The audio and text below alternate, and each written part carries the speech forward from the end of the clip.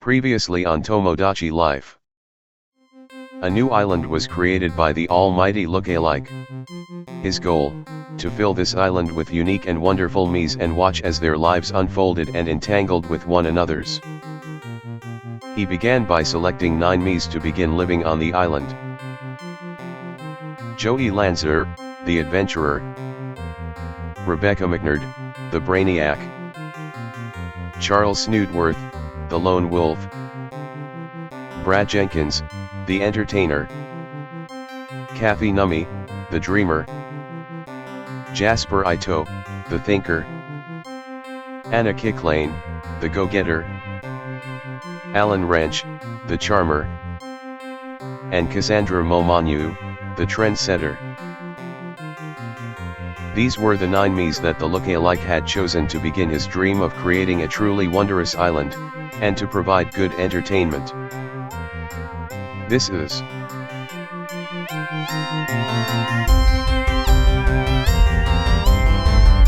Tomodachi Life.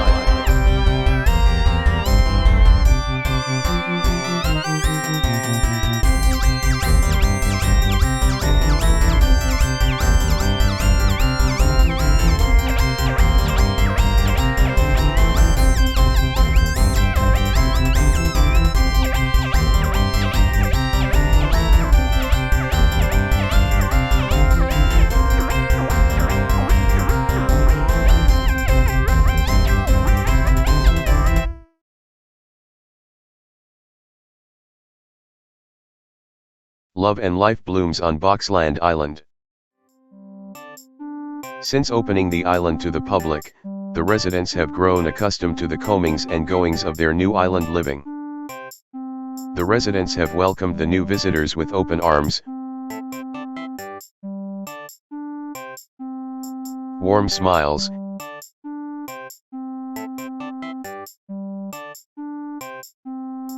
fun and games, and an empty donation box. You know you want to. Indeed, many of the island visitors felt so welcomed that they started expressing interest in becoming permanent residents. Island spokesman, Joey Lanzer, started getting flooded with requests from the visitors to the point that, along with the normal island paperwork, began getting totally overwhelmed and partially buried underneath them. To help ease his burden and unbury himself, Joey created a new position to help handle the influx of paperwork. So he created the position of Island Assistant, whose job was to aid the island spokesman by handling most of the paperwork that came with being island spokesman. Joey spent some time deciding who would best fit this new position, and eventually settled on Rebecca McNerd. Rebecca's intelligence and steely logic made Joey feel that she could handle the task with great efficiency. She showed this by taking quite a lot of time before coming to a decision. She had to weigh all the pros and cons before finally accepting the position. Rebecca began her job by creating an application process for any potential residents, which did help streamline things and ease the burden that Joey was feeling. Joey and Rebecca made a good team and began to grow close to one another as they worked. Very close. Over time, Rebecca, already suspecting Joey of having a crush on her, began developing one herself. Unsure on what to do with these emotions, Rebecca turned to the only thing that made sense: logic. And so Rebecca, using her immense brain power, created the compatibility test for the rankings board. Using math and guesstimation, the compatibility test can sort of determine the odds of two people's relationship. Rebecca tested this by calculating the odds of her and Joey. The results were not that satisfactory. The initial test showed a measly 12% compatibility between the two of them. But although the results were not what she was hoping for, she decided that she would risk the odds and confess her feelings towards Joey.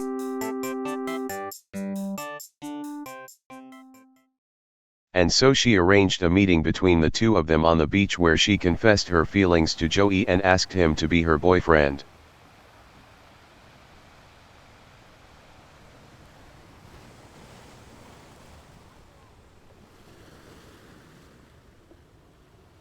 We were meant to be together. You should definitely be my boyfriend.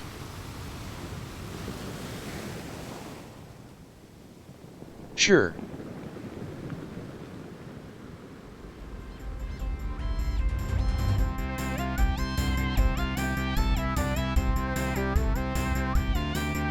And to her delight, he accepted, and the two became the first official couple of the island.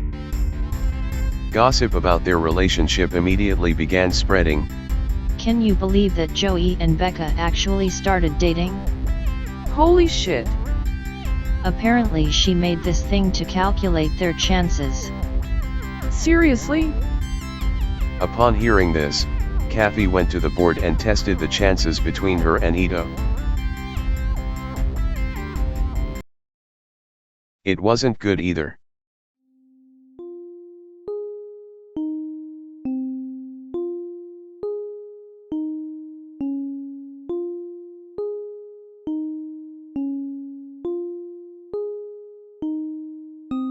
While all this was taking place, the other island residents were enjoying meeting and hanging out with the new island visitors. Of these visitors, a couple began to stand out. Greg Smith, an amateur fashion model, was drawn to the amazing fashions that the island tourism manager, Cassie Momonu, had designed. Indeed, Greg was so enraptured by the many fashions and accessories that he decided to apply for a permanent residency. Greg was also, strangely, sponsored by Anna. Yes, Anna. Anna came to Joey and Rebecca to tell them that they should make Greg an island resident. So hey. You know that Greg guy? Yeah. Yeah, he should totally live here. Okay. Good. Satisfied, Anna said goodbye and left without causing any further damages and leaving Joey and Rebecca in a state of worried confusion. Another potential applicant was Evelyn Imord. When asked why she wanted to live on the island, she simply responded with, "It's one of the nicest and quietest places I've ever seen. I think I'll spend some time here." But there was an issue when it came to her application. Where she would put her birthday, she had only put the month and day, but not the year. When Rebecca told her that she needed to completely fill out and enter her birth year, Evelyn responded with, "Don't worry dear, I do have one. It's just not that important." Rebecca informed Joey of this issue and Joey decided to make an exception. But only after he interviewed Evelyn himself.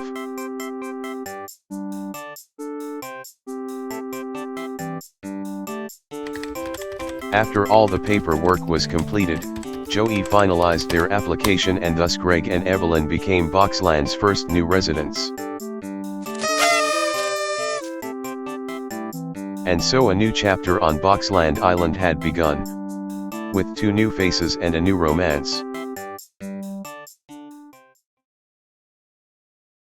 And now, Tomodachi Life.